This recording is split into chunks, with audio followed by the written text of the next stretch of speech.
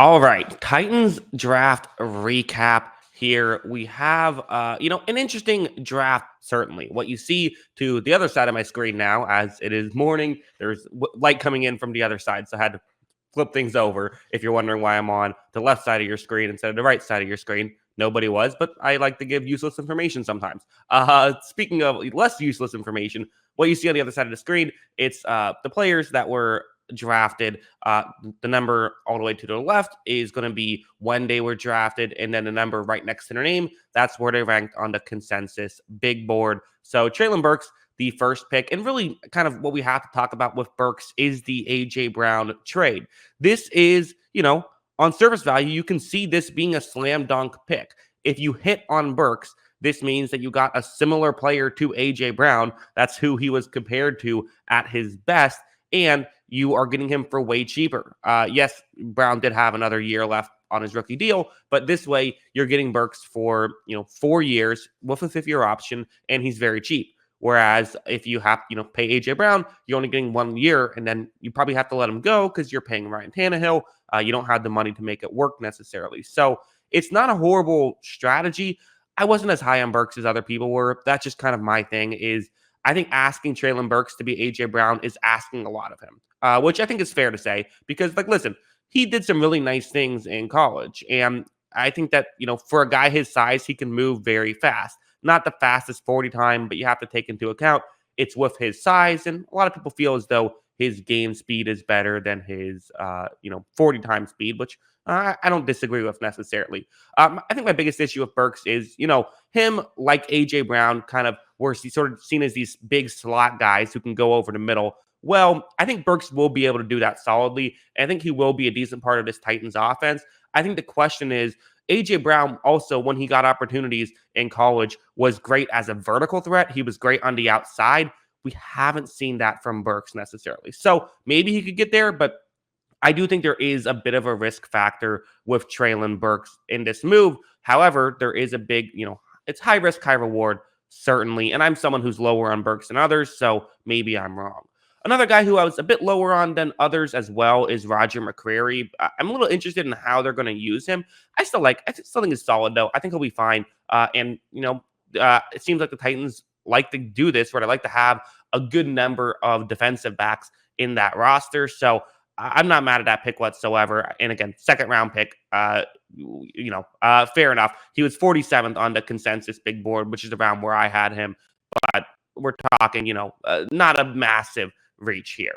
At 69, they got someone who was actually, well lower than 69 on the consensus big board. Nicholas Petit-Frere. Is he a tackle? Is he a guard? Might be a guard, but he was a good run blocker. So not the best in pass protection, but a good run blocker. So maybe you feel as though he could be a guard, which I could see. So he's an interesting player for sure. And the most interesting player of this draft, the guy who, the reason why I like this draft from the Titans' perspective, even if I'm a bit lower on some of their picks, is because they got Malik Willis in round 3 here with the 86th overall pick.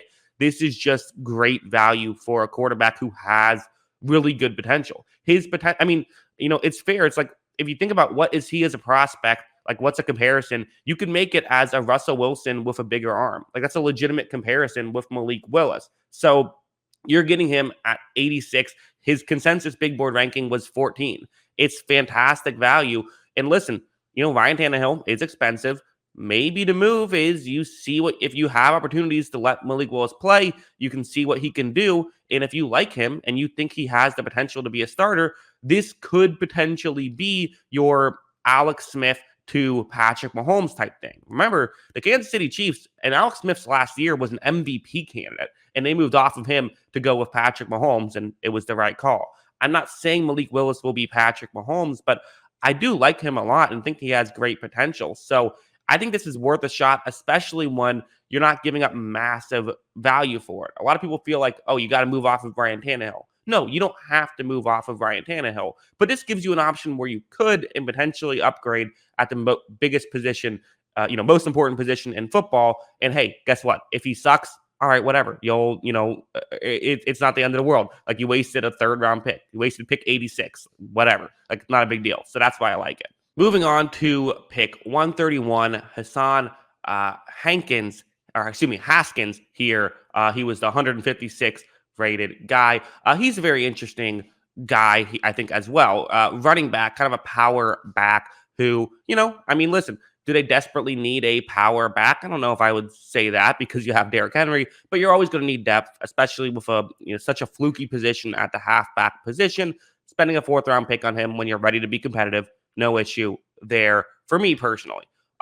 We didn't have one of the harder names to pronounce. There's always some of these tough names. Chigoziem Aquinwo. I'm doing my best here. Apologies to hear some of these names are tough. But he seems like a solid player where he's very athletic, tight end. Seems like kind of a tradesy guy a little bit. So taking a chance on him. And I like getting tight ends sort of round 4. You can typically get some quality tight ends at this spot. It's good value. So that's another reason why I like him. At 163, they drafted the 154th rated prospect on the consensus big board, Kyle Phillips, who is very much a route running type receiver. He's someone who, it doesn't seem like he's like super explosive. Doesn't seem like he, not the biggest guy, 5'11", 191, but can run routes very well. And that's something that, really works in this offense is guys who can run routes, and they need some receiver depth after getting rid of A.J. Brown. So he's an interesting player as well. I think you then have Theo Jackson, who I couldn't find too much on. He is one of 2 players in this draft who did not make it on the consensus big board, which maybe it's a good thing. Maybe they're undervalued, or maybe you reached on someone you didn't need. He's safety who I'm assuming will probably be someone who can just play special teams. That's typically what happens in the 200 plus picks. 6'2", 203. Again, it seems like he's the kind of guy from the little I could read about him, more of a ball type, right? Very explosive, very fast, but only runs in one direction. So we'll see how well that works out. Hey, could make for a good gunner.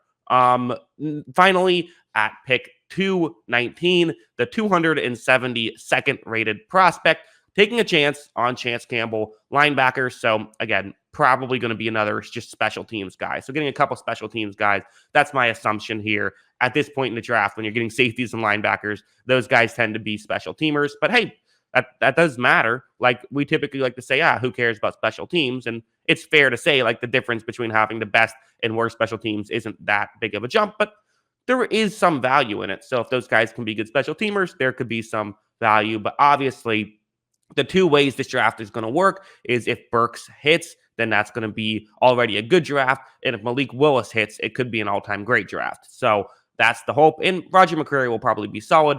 Nicholas Petit-Frere could be solid as well. So as a whole, I like this draft a lot, even if they got a couple players I'm not as high on, because again, I'm not right about everything. Sometimes I'm wrong about stuff. And so because of that, if they draft someone who people are high on, I'm still going to be more interested than if they drafted someone who no one's high on and I'm not high on. That's kind of how I view it. But what do you guys think? What were your thoughts on this Titans draft? Always love hearing from you. And of course, as always, thanks for watching.